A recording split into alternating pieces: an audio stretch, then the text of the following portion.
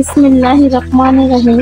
আসসালামু আলাইকুম দর্শক, আশা করি ভালো আছেন। আমিও ভালো আছি। আমি এখন খাবো আমার ছাদে পুঁই শাক। ছাদ বাগান থেকে আমি কিছু পুঁই শাক খাবো, তো আপনাদের সাথে সেটাই আমি শেয়ার করতে এসেছি। খুব সুন্দর তরতাজা পুঁই শাক হয়েছে, দেখতেই পাচ্ছেন ডোবাগুলো কত সুন্দর। এভাবে করে যাদের ছাদে জায়গা আছে তারা না এভাবে করে খাবে। আজকে আমি পুঁই শাকের রেসিপি করবো চিংড়ি মাছ দিয়ে, আমার নিজ ছাদে লাগানো। আজকে আমি এখন এটা উঠিয়ে নেব। পাতাগুলো খুবই বড় বড় দর্শক, দেখতে পাচ্ছেন অনেক বড় বড় পাতাগুলো হয়েছে।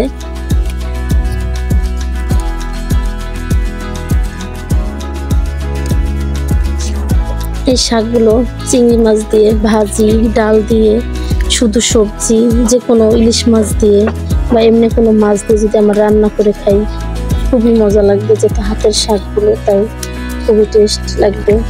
তো আমি চেষ্টা করি সব সময় ছাদের সবজি লাগিয়ে খাওয়ার। তো আমার এই বছর কোনো সবজিই নেই, আমার বাবু খুব ছোট ছিল, গ্রামে যাওয়া হয়েছিল, যার জন্য।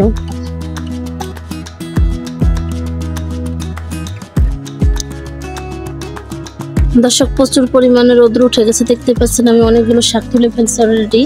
আমার টপটা অনেকটা পাতলা হয়ে গেছে। এখন এখান থেকে আর কয়েকটা আছে। যদি আমি গাছের গোড়ার থেকে যদি কিছু শাক উঠে যদি পাতলা করে দেই, তো গাছটা দ্রুত বাড়তে পারে এবং পুষ্টিটা বেশি পায়।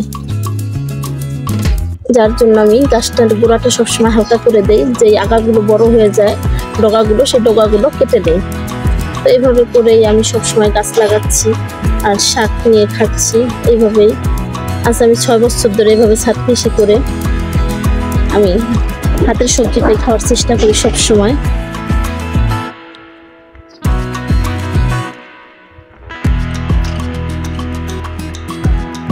হয়ে গেছে আমার শাক তোলা। এখন আরেকটা কিছু অন্য কোনো গাছের থেকে কিছু তুলে নেব। দর্শক, পেয়ারা গাছের গোড়া একটা গাছ হয়েছে, এটার গোড়াটা একটু হালকা করে দেবো। এখন আমি এটা থেকে 3-4টা পাতা নিতে পারবো।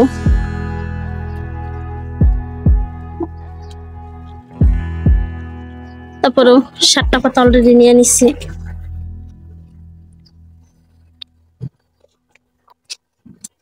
এখান থেকে কিছু শাক নিয়ে নেব আমি এই টপটার থেকে, দেখতে পাচ্ছেন এই টপটা পুরো ভরা।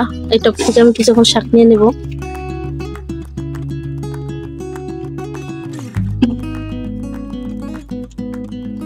আমার ভিডিও যদি ভালো লেগে থাকে আপনাদের কাছে, তো লাইক করবেন, কমেন্ট করবেন, শেয়ার করবেন, আমার পেজের সাথে থাকবেন।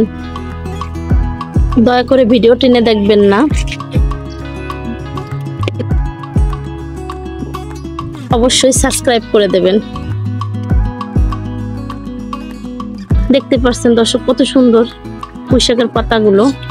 দর্শক, এক টপটা খালি হয়ে গেছে। টপটা কিন্তু খুবই ছোট, দেখতে পাচ্ছেন, অথচ শাক দিয়ে সবসময় পুরো দেখা যায় যে ভরা, কত বড় যেন একটা বাগান, কিন্তু আসলে না, খুবই ছোট্ট একটা টপ। সর্বোচ্চ 15 থেকে 20 লিটারের বালতিগুলো হবে।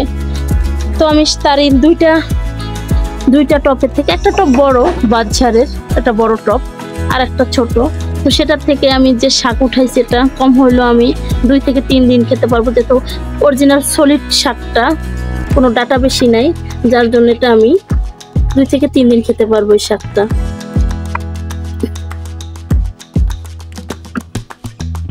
দর্শক, কমেন্টে জানাবেন আপনাদের কেমন লাগছে।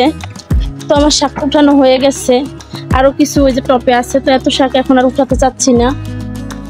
এখন আমি বাসায় যাব। আল্লাহ হাফেজ, ভালো থাকবেন, সুস্থ থাকবেন, আমার চ্যানেলের সাথে থাকবেন।